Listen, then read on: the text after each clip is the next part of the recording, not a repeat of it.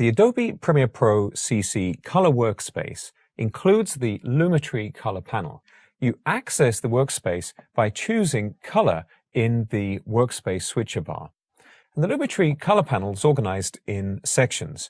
Here in the Basic Correction section, you can use the White Balance eyedropper to identify a part of the image that should have no color cast for quick automatic adjustments. And you can see the results in the Lumeric Scopes panel over on the left here. This panel has improved resolution and allows you to choose the level of brightness to suit.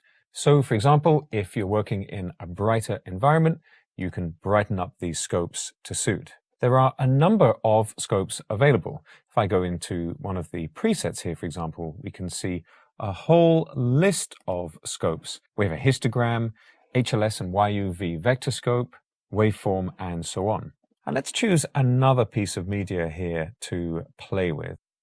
To easily create a beautiful look very quickly, go to the Creative section of the Lumeric color panel and click through a few preset looks. You can apply a look by clicking on it in this preview, or if you click on the menu, you've got a full range of options, including several speed looks. You can adjust the intensity of the effect here, just under the preview, or make subtle adjustments like faded film, which applies a nuanced reduction in color saturation, or vibrance that increases color saturation while protecting skin tones. After experimenting with these controls, your eyes will adjust very quickly to the new image, so you can toggle the effect off and on by clicking on the appropriate checkbox. Of course, you can remove one of these preset looks by using the preview menu here, or by clicking on the look menu and choosing none. The curves controls allow you to make nuanced adjustments to different luma levels or individual color channels. Here I can click to add a little bit of an S-curve to add some depth to the image. I can also switch to individual color channels and maybe just warm this up a little. There's also a hue saturation curve control that allows you to make subtle adjustments based on specific hues. Here I'm going to choose the green and just see if I can pull up the color saturation in the green. Let's add another control point here. That's looking excellent. The color wheels controls allow you to make adjustments to the shadow, midtone, and highlight pixels.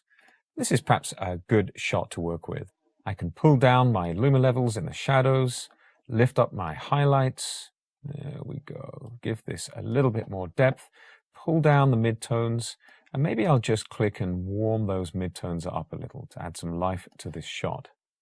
The hue saturation and luminance secondary color controls allow you to specify a color range to which you want to make an adjustment. And maybe if I just click into this shot, it's a perfect example. I can pick out the magenta here and just begin to make some adjustments to the colors I'm going to work with. And once I'm here, I can go in and adjust these accordingly. Let's pull this over to the green.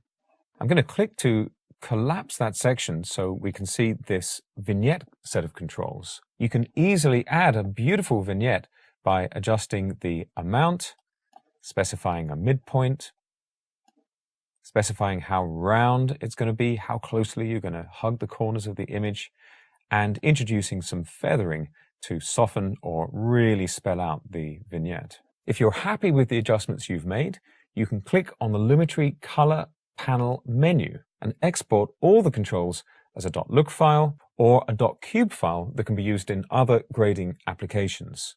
Save these files to your synced Creative Cloud Files folder to share them with team members or easily move them between editing systems. You can also save your adjustments as a Premiere Pro effect preset, and this can easily be applied to other clips in the same project or in other projects. That's the Color Workspace and Lumeric Color Panel in Adobe Premiere Pro CC.